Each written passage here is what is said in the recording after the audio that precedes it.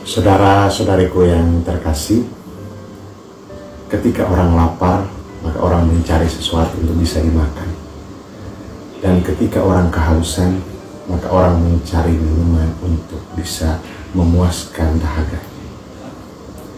Makanan dan minumlah yang menjadi sumber kekuatan bagi kita semua, yang memampukan kita, yang membuat kita bertumbuh dan berkembang menjadi manusia dewasa, tua, dan kemudian meninggal dunia. Hari ini gereja merayakan hari raya tubuh dan darah Kristus, suatu perayaan yang menyadarkan kita semua bahwa kehadiran Yesus Kristus, kehadiran Allah itu secara nyata di dalam kehidupan kita dan senantiasa ada.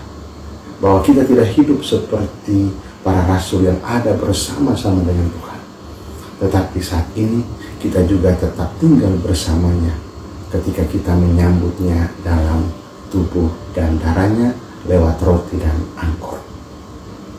Saudara terkasih, Injil mengisahkan bahwa Yesus mengatakan, makan dagingku sebanyak 5 kali.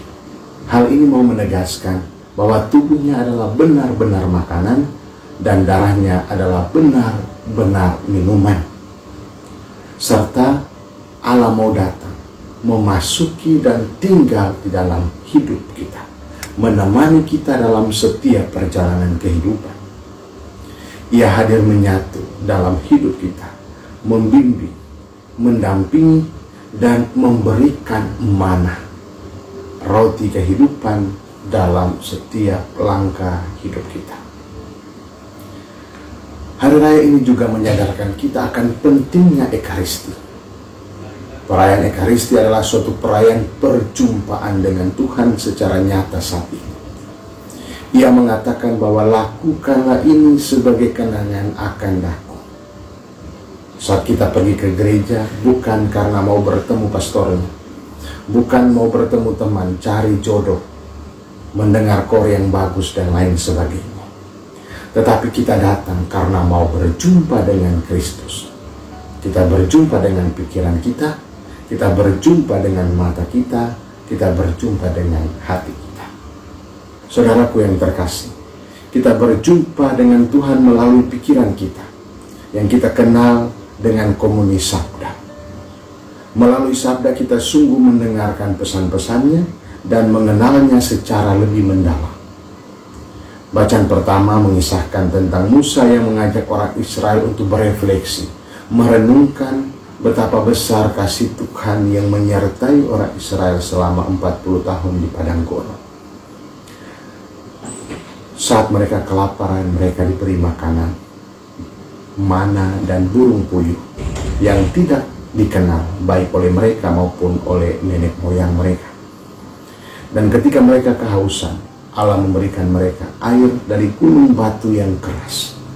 Begitu pula dengan bacaan kedua yang mengingatkan kita bahwa hidup di dalam Kristus itu menyatukan, bukan mencerai-beraikan.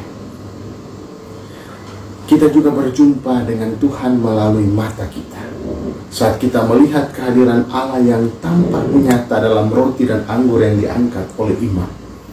Roti dan anggur yang telah dikonsekrir. Apa yang dilihat adalah benar-benar tubuh dan darah Kristus. Saat kita memandang dengan penuh iman dan berseru, ya Tuhanku dan Allahku, sebagaimana ungkapan Thomas saat berjumpa dengan Tuhan secara langsung. Dan perjumpaan ini, perjumpaan yang menyatu di dalam hati kita, ketika kita menyambutnya dan menjawab amin.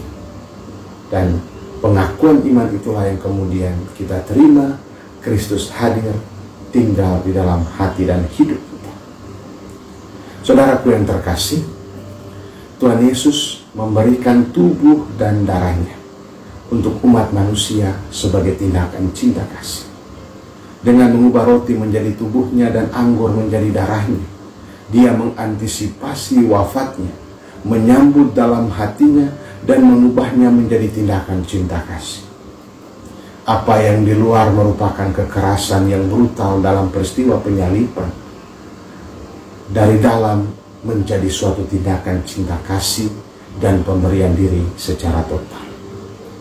Ekaristi menjadi makanan dan minuman rohani bagi semua orang yang percaya.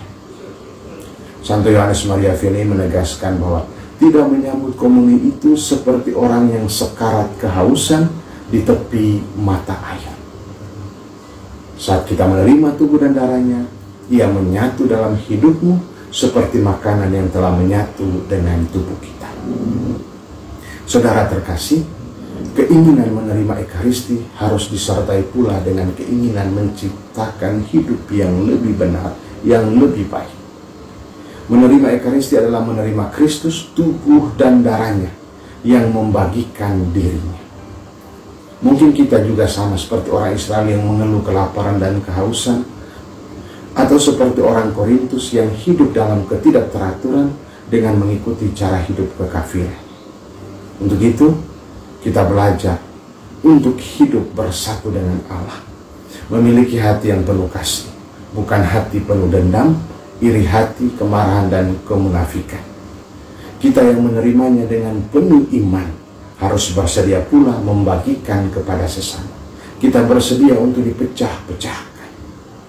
Atau dengan bahasa Yesus, kita bersedia menjadi roti dan bersedia menjadi minuman rohani bagi orang lain. Selamat hari Minggu, selamat hari raya tubuh dan darah Kristus. Tuhan memberkati Bapa dan Putra dan Roh Kudus.